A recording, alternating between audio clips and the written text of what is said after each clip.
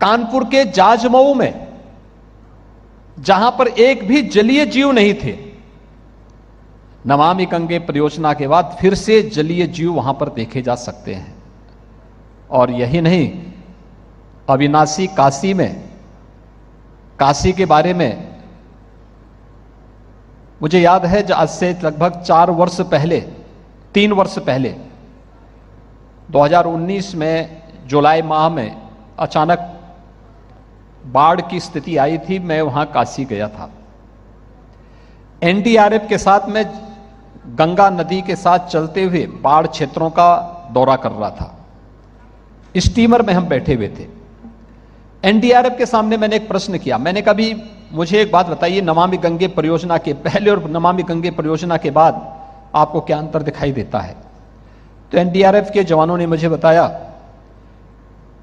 कि 2 चीजें हम आपको दिखा सकते हैं। एक, इससे पहले जब एनडीआरएफ के जवान अपनी नियमित प्रैक्टिस करते थे गंगा में, तो 4 दिन 5 दिन की प्रैक्टिस के बाद उनकी पूरी बॉडी पर लाल लाल चकत्ते पड़ जाते थे, जो दिखाता था कि गंगा जी का जल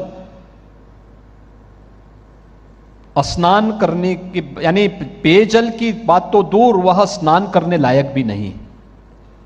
लेकिन नमामि गंगे परियोजना को लागू करने के बाद और प्रभावी क्रियान्वयन के बाद आज जब हम लोग गंगा में प्रैक्टिस करते हैं, तो महीनों महीनों प्रैक्टिस करते हैं, लेकिन कहीं कोई दुष्प्रभाव नहीं पड़ता है।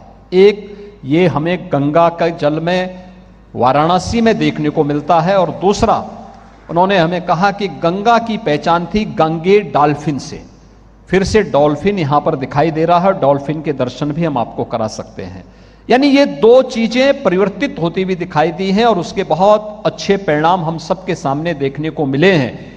इस पर तेजी के साथ कार्य चल रहा है, और हम इस बात को मान सकते हैं कि नमामि गंगे परियोजना एक आदर्श उदाहरण हो सकता अब तक का गंगा की परियोजना को, गंगा की अविरलता और निर्मलता के लिए।